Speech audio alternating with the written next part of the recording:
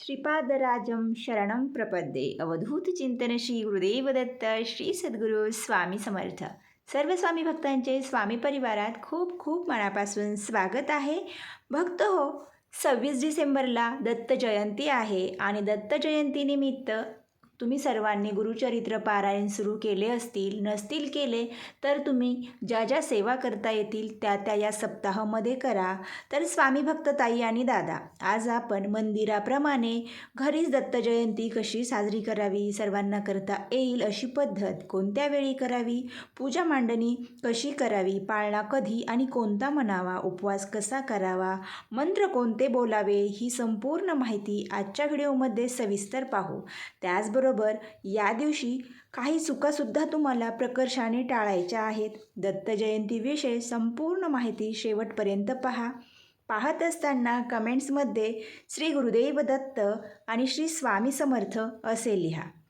तर मार्गशीर्ष पौर्णिमेच्या दिवशी मृग नक्षत्रावर सायंकाळी श्री गुरुदत्त महाराजांचा जन्म झाला. म्हणून या दिवशी सर्व दत्त क्षेत्रात दत्तात्रय जन्मोत्सव किंवा मग दत्त जयंती साजरी करतात. पूर्वीच्या काळी भूतलावर स्थूल व सूक्ष्म रूपात आसुरी शक्ती मोठ्या प्रमाणात वाढल्या होत्या. त्यांना दैत्य म्हटले जात असे. देवगणांनी त्या आसुरी शक्तींना नष्ट करण्यासाठी केलेले सर्व प्रयत्न असफल होत होते. मग ब्रह्मदेवांच्या आदेशानुसार वेगवेगळ्या ठिकाणी वेगवेगळ्या रूपात दत्तदेवांना अवतार घ्यावा लागला. त्यानंतर दैत्य नष्ट झाले. तो दिवस दत्त जयंती म्हणून साजरा करू लागले. दत्त जयंती आधी 7 दिवस गुरुचरित्र सप्ताह असतो, तर याला दत्त जयंती नवरात्र असे सुद्धा म्हणतात. तर नवरात्र म्हटलं की मग हे 9 दिवसांचं असतं, पण या दिवसाची आठवण राहावी म्हणून हा काळ सप्ताह म्हणून साजरा केला जातो. तर 7 दिवस ज्या ठिकाणी दत्त मंदिर आहे किंवा स्वामींचं केंद्र आहे अशा ठिकाणी सप्ताह असतो. या ठिकाणी गुरुचरित्र पारायण वाचलं जातं. घरीसुद्धा आपण गुरुचरित्राचे 7 दिवसाचे पारायण करावे. भक्त हो, दत्त जयंती दिवसाला जास्त महत्त्व का आहे तर ऐका. दत्त जयंतीला गुरुदत्त तत्व हे पृथ्वी तलावर नेहमीच्या तुलनेत 1000 पटीने कार्यरत असते. मग आता तुम्हीच विचार करा, जे भक्त मनोभावे सेवा करतील, मंदिरात जाऊन किंवा मग आपल्या घरीच तुम्ही दत्त जयंती अगदी सोप्या पद्धतीत मांडणी करून साजरी कराल, दत्त महाराजांचा पाळणा म्हणाल, मंत्र महाराजांच्या आवडीचा नैवेद्य त्यांना तुम्ही दाखवाल, तर हे 1000 पटीने जे गुरुदत्तांचं अस्तित्व या भूतलावरती असतं. तर मग तुम्हाला बघा, तुमची सेवा पाहून महाराज तुमच्यावरती खुश होतील आणि तुमच्या आयुष्यामध्ये जे दुःख आहे, जे पीडित आहेत, जे गरजू आहेत, ज्यांना कोणत्याच कामात यश येत नाही, सतत आजारी असतात किंवा याचे अजून काय काय उपयोग आहेत किंवा तुम्हाला काय काय याच्यापासून अनुभव येऊ शकतात, हे पुढे पाहू. पण आपण आधी सर्वात साधी आणि सोपी मांडणी कशी करायची, मी स्वतः ही मांडणी करून गेले 9 वर्ष दत्त जयंती घरच्या घरी साजरी करते. फक्त माझी एक इच्छा होती, म्हणजे माझी म्हणण्यापेक्षा माझ्या आईची इच्छा होती की मला मुलगा व्हावा आणि मला दत्त महाराजांच्या सेवेमुळे, स्वामींच्या सेवेमुळे पुत्रप्राप्ती झाली. तर याची स्टोरी खूप मोठी आहे. आपण फक्त आज पूजा मांडणी दत्त जयंती कशी घरच्या घरी साजरी करायची हे पाहू. मी 100% तुम्हाला खात्री देते, आज जे दुःखी आहेत, पीडित आहेत, तुम्हाला मूल होत नाही, तुम्हाला पुत्रप्राप्ती पाहिजे, नोकरी पाहिजे किंवा काही अडचण असू द्या, 100% 2024च्या दत्त जयंतीपर्यंत तुमच्या जीवनात एकही अडचण राहणार नाही. तर भक्त हो, सर्वात आधी या दिवशी पहाटे ब्रह्ममुहूर्तावर उठून तुम्हाला शुचिर्भूत होऊन सर्व सकाळची म्हणजे सडा, रांगोळी इतर जी कामे असतात, सर्व कामे, सकाळची देवपूजा आणि इतर कामे आवरून घ्या. मुख्य दरवाजावर मधोमध हळदी, गोमूत्र यांची पेस्ट तयार करून स्वस्तिक काढा. त्याआधी तुम्हाला दरवाजा साफ वगैरे करून घ्यायचा आहे आणि तुम्हाला दरवाजाची जे स्वस्तिक काढलेला आहे त्याची तुम्हाला हळदी कुंकवाने पूजा करून घ्यायची आहे. त्याचबरोबर जर तुम्हाला शक्य असेल, वेळ असेल, तर तुम्ही उंबरठ्याला सुद्धा लेपन म्हणजेच हळदीचं सारवून वगैरे घेऊ शकता. नसेल शक्य फक्त हळदी कुंकवाने तुम्ही उंबऱ्याची पूजा करून घ्या.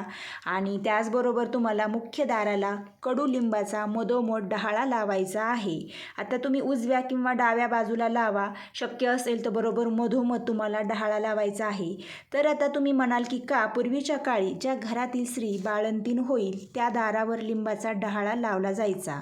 तो याकरिता की जे देवीचा जोगवा किंवा पोतराज, वासुदेव असे खूप वेगवेगळ्या देवाच्या नावाने भिक्षा मागण्यास येत असतात.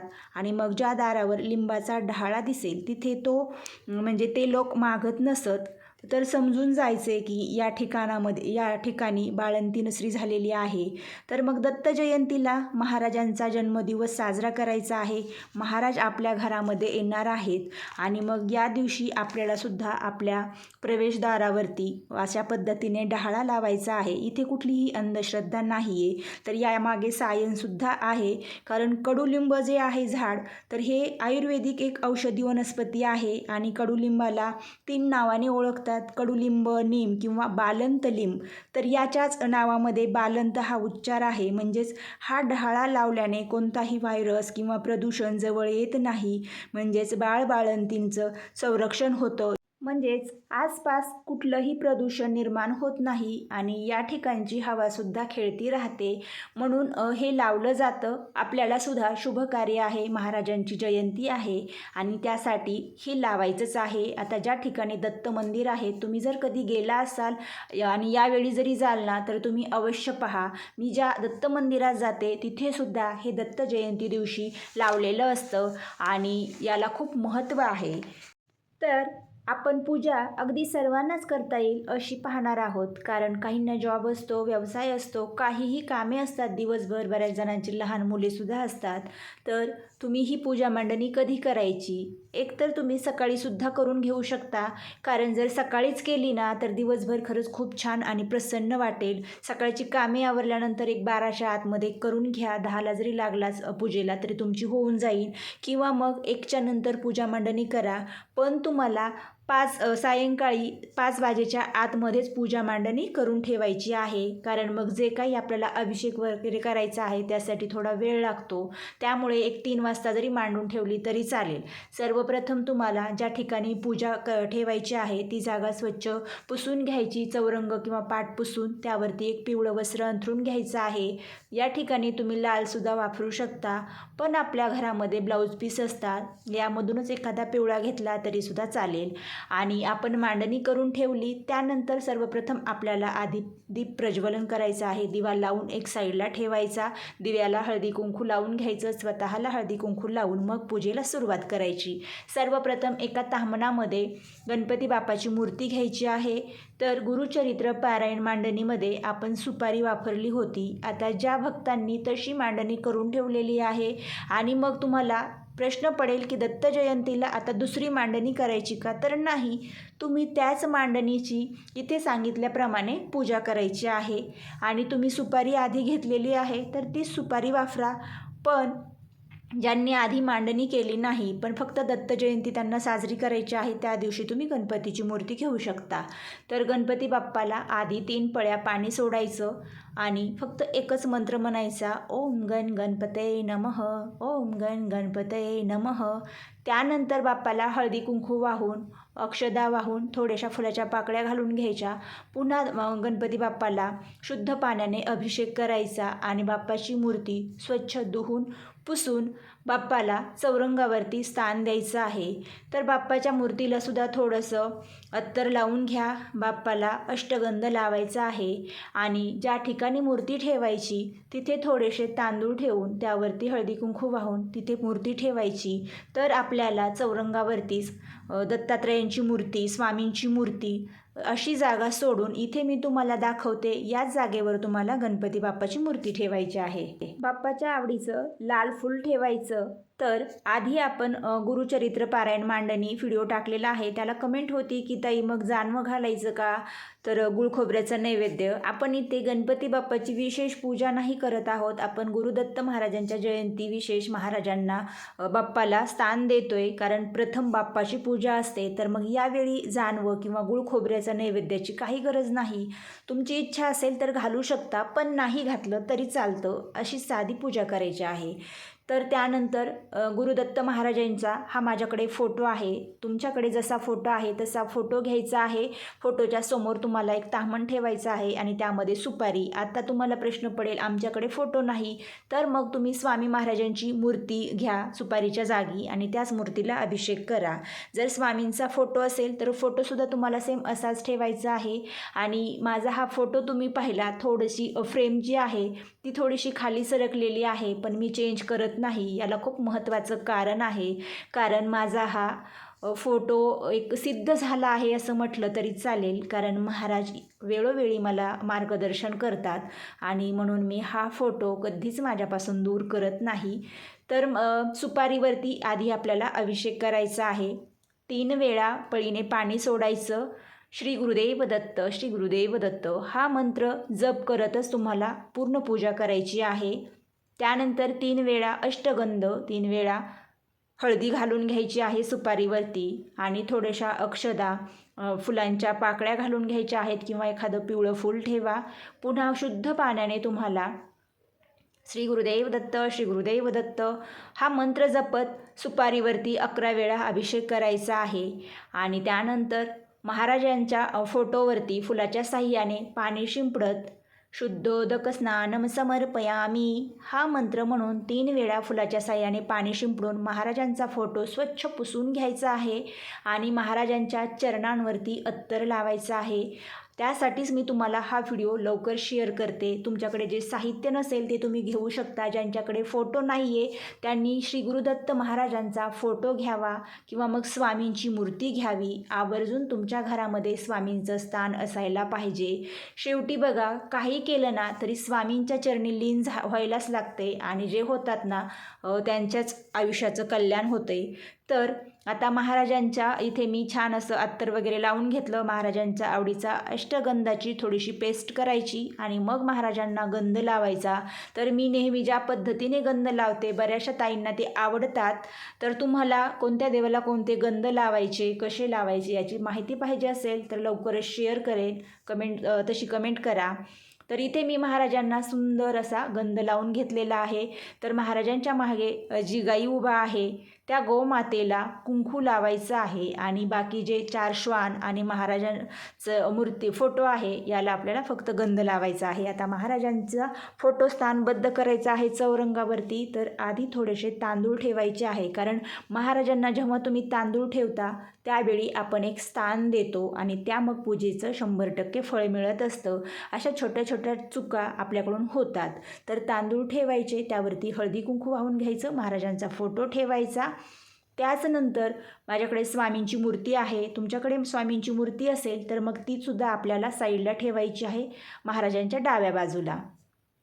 मूर्तीच्या आधीच मी पूजा करून घेतलेली आहे. अभिषेक वगैरे स्वामींचा करून घेतला होता.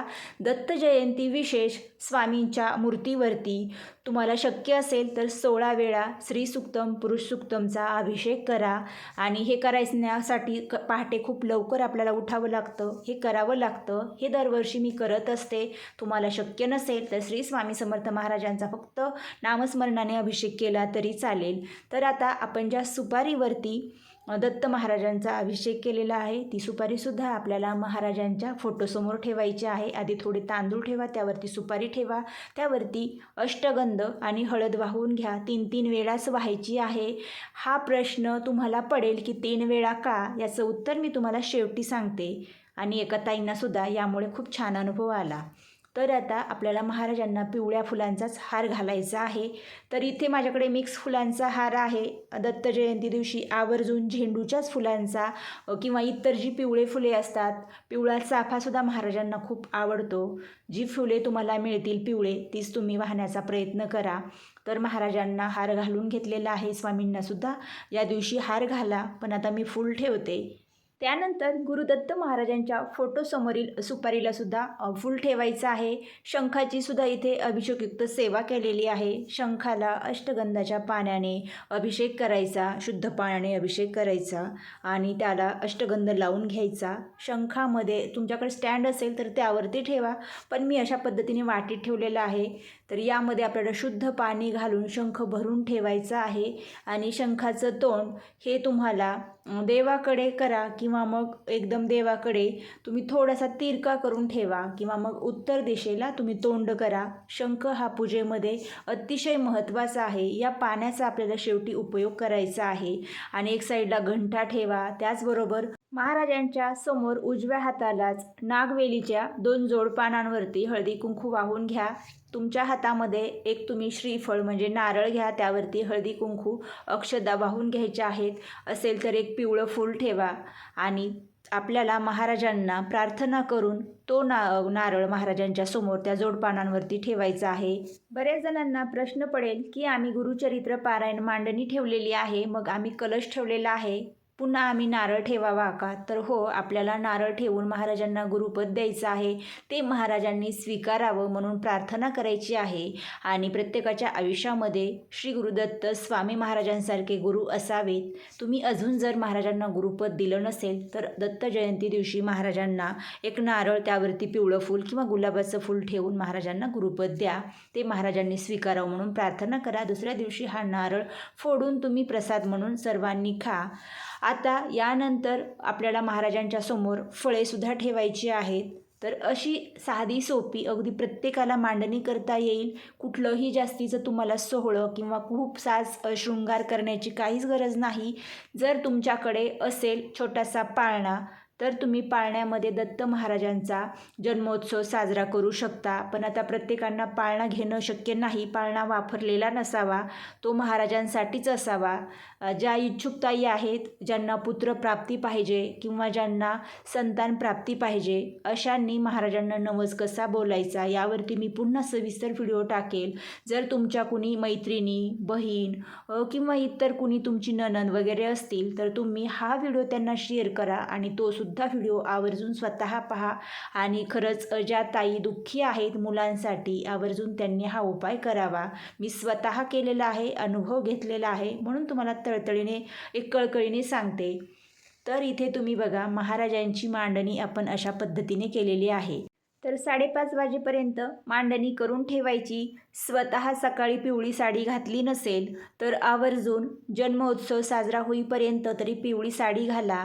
तुम्ही ड्रेस घालत असाल तरीसुद्धा महाराजांचा आपल्याला जयंती साजरी करायची आहे तर साडीच घालावी. पुरुषांनी शक्यतो काळी पॅन्ट किंवा काळं वस्त्र घालू नका. इतर कलरचे तुम्ही कपडे घालू शकता. तुमच्या मुलांनासुद्धा आवर्जून या दिवशी तुम्ही पिवळे वस्त्र घालायला लावा आणि आपल्या घरामध्ये खूप सुंदर असं यावेळी वातावरण तयार करा. घरामध्ये दिवा लावा. बाहेरसुद्धा तुम्ही यावेळी दिवा लावायचा आहे. 5:30 वाजताच तुळशीजवळ दिवा लावून घ्या. त्याचबरोबर घरामध्ये धूप दीप लावून घ्या आणि घरातील दारे खिडक्या सर्व काही उघडं ठेवा. आता तुम्हाला बरोबर 6 वाजता आपल्याला जन्मोत्सव साजरा करायचा आहे. त्याआधी तुम्हाला इथे आपण महाराजांना नैवेद्य ठेवलेला आहे. मी वाटीमध्ये साखर आणि पाणी, तर पाणी ठेवायचं आहे आणि साखरेऐवजी इथे आपल्याला सुंठ वडा ठेवायचा आहे. म्हणजेच खारीक, खोबरं, जे काही ड्रायफ्रूट्स असतात याचं जे आपण एक मिक्स करून मिक्सरला बारीक पूड करतो, यालाच सुंठवडा म्हणतात. पण यामध्ये सुंठ घालायची आहे आणि गूळ घालायचा आहे. तर सुंठवडा 2 प्रकारचा असतो. एकतर खारीक खोबऱ्याचं जी पूड आहे ती घेतली जाते आणि सुंठ गूळ एकत्रित याचा लाडू बांधला जातो. हा सुद्धा घेऊ शकता किंवा सर्व एकत्र करून असाच हा सुंठवड्याचा नैवेद्य आपल्याला महाराजांच्या पूजेत ठेवायचा आहे. तर तो तुम्ही आधीच तयार करून ठेवायचा आहे आदल्या दिवशीच. आणि मग एका वाटीत, खूप मोठ्या वाटीत घ्या, कारण नंतर आपल्याला हा प्रसाद सर्व घरातल्यांना वाटायचा आहे. शेजारी जर तुमच्या कोणी इच्छुक असतील या कार्यक्रमात सहभागी होण्यासाठी तर त्यांनासुद्धा आवर्जून बोलवा. आणि बरोबर घड्याळाकडे लक्ष ठेवायचं आहे. 1 मिनिट इकडे तिकडे होऊ द्यायचा नाही. जवळ तुम्हाला फुलांच्या पाकळ्या एका छोट्या भांड्यात घ्यायच्या आहेत. त्याचबरोबर एका भांड्यात तुम्हाला थोडासा गुलाल घ्यायचा आहे, जो आपण गणपती बाप्पाला वापरतो तो गुलाल. 6च्या आधी 5 मिनिटे 3 अगरबत्त्या पेटवून घ्यायच्या आहेत. महाराजांना 3 वेळा ओवाळून त्या साईडला लावून द्यायच्या आहेत. बरोबर घड्याळामध्ये 6 वाजले की आपल्या हातामध्ये पिवळ्या फुलांच्या पाकळ्या घ्यायच्या. तर मी इथे थोड्याशा घेतलेल्या आहेत आणि बाकी जी पांढरी जे फुलं असतील त्याच्या पाकळ्या करून घ्यायच्या आहेत. शक्यतो पिवळेच फुलं घ्या, झेंडूचे फुलं घ्या किंवा मग जे गेंद फुलं असतं ते घेतलं तरीसुद्धा चालतं. आणि बरोबर 6 वाजले की लगेचच ज्या पाकळ्या आहेत त्या दोनही हातांनी जी पूजा मांडणी केलेली आहे किंवा मग तुम्ही पाळणा वगैरे सजवलेला आहे महाराजांच्या फोटोवरती किंवा मग स्वामींचा जर मूर्ती असेल तर त्याच्यावरती श्री गुरुदेव दत्त, श्री गुरुदेव दत्त, श्री गुरुदेव दत्त महाराज की जय असा आपल्याला जय जयकार करायचा आहे. आधी फुले उधळून घ्यायची. त्यानंतर हातामध्ये आपल्या दोन्ही थोडासा गुलाल घ्यायचा आहे आणि तो सुद्धा देवाच्या मूर्तीवरती किंवा फोटोवरती उधळून घ्यायचा आहे आणि देवाचा जय जयकार करायचा आहे. गुरुदेव दत्त, श्री गुरुदेव दत्त, श्री गुरुदेव दत्त, दिगंबरा दिगंबरा श्रीपाद वल्लभ दिगंबरा असा जय जयकार करायचा आहे. 3 वेळा 5 वेळा करा.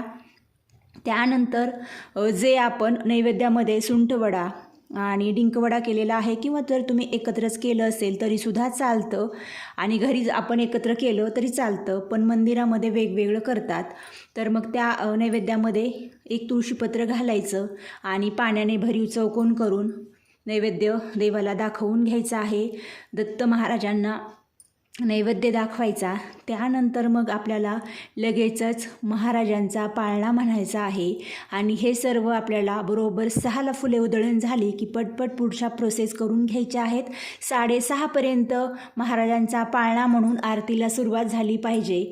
तर पाळणा कोणता म्हणावा हे जर तुम्हाला आम्ही जो पाळणा म्हणतो तो पाहिजे असेल तर कमेंटमध्ये सांगा किंवा मग तुम्ही यूट्यूबला सर्च करा, पाळणा लावून द्या. त्यासोबत तुम्ही म्हणा, तुमच्या मुलांना, मिस्टरांना, इतर व्यक्तींनासुद्धा घ्या. पाळणा झाल्यानंतर तुम्हाला दत्त महाराजांची आरती करायची आहे जी मंदिरामध्ये केली जाते. त्रिगुणात्मक त्रयमूर्ती दत्त हा जाना, त्रिगुणी अवतार त्रैलोक्य राना.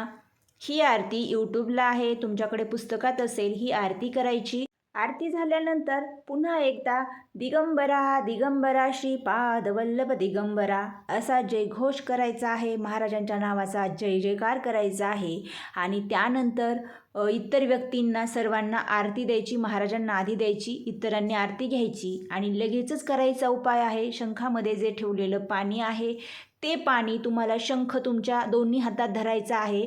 महाराजांच्या फोटोकडे पाहून शंख तुम्हाला गोल आकार म्हणजे अर्धचंद्रकृती 3 वेळा पूजेसमोरून ओवाळून घ्यायचं आहे आणि शंखामधील पाणी आधी थोडंसं महाराजांच्या फोटोकडे 2 बोटांनी, जी मधली 2 बोटे आहेत त्या 2 बोटांनी महाराजांच्या फोटोकडे शिंपडायचं आहे. नंतर स्वतःवरती घ्यायचं आहे आणि जी इतर मागे व्यक्ती तुमच्या उभे राहिले आहेत त्यांच्या सर्वांवरती हातामध्ये घेऊन नाही का आपण शिंपडतो त्या पद्धतीने तुम्हाला ते शिंपडायचं आहे. तुमच्या घरामध्ये सर्वत्र टाकायचं आहे, थोडंसं बाहेर सुद्धा टाका, पण रस्त्यावर वगैरे अजिबात नाही, फक्त घरात शिंपडून घ्या.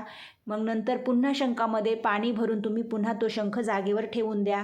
पूजेसमोर ठेवलेला सुंठवड्याचा प्रसाद अगदी सर्वांना द्या. जे जे आरतीला आलेले आहेत अशा सर्वांना हा प्रसाद द्यायचा आहे. त्यानंतर राहिला प्रश्न उपवास कसा करायचा, तर सकाळपासून आपल्याला उपवास करायचा आहे.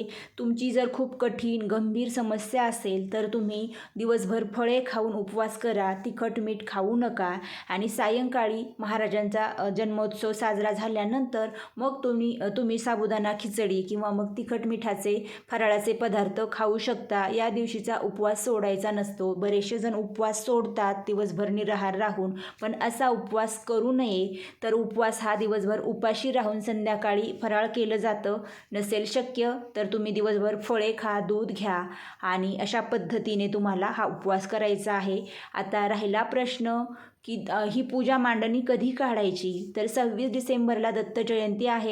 27 डिसेंबरला महाराजांचे फोटो पुसून गंध लावायचा आणि स्वामींची सुद्धा मूर्तीला स्नान घालून घ्यायचं आणि जागेवरती स्थानबद्ध करायचं. तर गणपती बाप्पाची सुद्धा मूर्ती आहे, त्यांची सुद्धा आंघोळ वगैरे करून घ्यायची. जे आपण सकाळी स्वतःच आवरतो तसं याच पूजेवरती देवांचं आवरून पुन्हा त्यांना स्थानबद्ध करायचं. आणि तुम्हाला केंद्रात वगैरे जायचं असेल जाऊन या. आणि 12च्या आतमध्ये तुम्हाला छान गोडाचा नैवेद्य तयार करायचा आहे. बरोबर 12ला आरती करायची आहे. 12 वाजता तुम्हाला देवांना नैवेद्य दाखवायचा आहे. या नैवेद्यामध्ये तुम्ही गोड गव्हाची खीर करू शकता, ज्याला सडेव गव्हाची खीर म्हणतात. नसेल जमत तर भरड्याची लापसी बनवा किंवा मग शिरा बनवा आणि भाजी पोळी असा तुम्ही छान नैवेद्य महाराजांना दाखवा, आरती करा. आणि त्या दिवशी तुम्हाला ही पूजा अशीच ठेवायची आहे, म्हणजे तुमच्या घरामध्ये सुद्धा महाराजांचं स्थान कायमचं निर्माण होईल. तर हे झालं पूजेचं. आणि बाकी नारळ वगैरे जे आहे ते तुम्हाला फोडून खायचं आहे. आणि या दिवशी जास्तीत जास्त मंत्रांचा जप करायचा आहे. तर श्री गुरुदेव दत्त या मंत्राचा तुम्ही एक माळ जप करू शकता किंवा मग ओम द्रा दत्तात्रेयाय नमः यासुद्धा मंत्राचा जप करू शकता किंवा दिगंबरा दिगंबरा श्रीपाद वल्लभ दिगंबरा दिवसभर या मंत्राचं नामस्मरण करा. तर या दिवशी हवन केलं जातं. विशेष मंत्रांचं हवन केलं तर आपल्या घरामधील वाईट शक्ती निघून जातात. यावर माहिती हवी असेल तर कमेंट करून सांगा, म्हणजे हा व्हिडिओसुद्धा खूप मोठा होणार नाही. तर या पद्धतीने आपल्याला दत्त जयंती साजरी करायची आहे. सविस्तर माहिती मी सांगितलेली आहे. राहिला प्रश्न 3 वेळाच का हळदी व्हायची किंवा 3च अगरबत्ती का लावायची, तर ब्रह्म विष्णू आणि महेश असा हा 3 देवांचा अंशांचा दत्त अवतार आहे. आणि हा उपाय आवर्जून करावा. आरती करताना सुद्धा 3च फुले घेऊन तुमची इच्छा सांगून देवाच्या चरणी अर्पण करा. पुढच्या दत्त जयंतीला 100% तुम्हाला अगदी तुमची इच्छा पूर्ण होईल. यावरती सविस्तर एका ताईंचा अनुभव आहे. आणि ही सुद्धा माहिती मला ज्या ताईंना बाळ होत नाही किंवा ज्यांना पुत्रप्राप्ती पाहिजे अशांसाठी मी पुढे तो व्हिडिओ शेअर करेल. तर भक्त हो, जास्तीत जास्त महत्त्वाची माहिती देण्याचा प्रयत्न केलेला आहे. माहिती तुम्हाला कशी वाटली मला कमेंटमध्ये नक्की सांगा. आणि हा व्हिडिओ जर तुम्हाला मनापासून आवडला असेल तरच व्हिडिओला लाईक करा, जास्तीत जास्त भक्तांना शेअर करा. आणि जे नवीन आहेत त्यांनी चॅनलला सबस्क्राईब करा आणि शेजारी येणारी बेल आयकॉन प्रेस करा, म्हणजेच तुम्हाला यापुढील नवनवीन माहिती ऐकायला पाहायला मिळेल. तर भक्त हो, व्हिडिओ थोडा मोठा झाला त्यामुळे क्षमस्व. माहितीसुद्धा तशीच महत्त्वाची होती. आजची सेवा स्वामी आईचरणी आणि दत्त महाराजांचरणी अर्पण करूया. श्री स्वामी समर्थ. श्री गुरुदेव दत्त.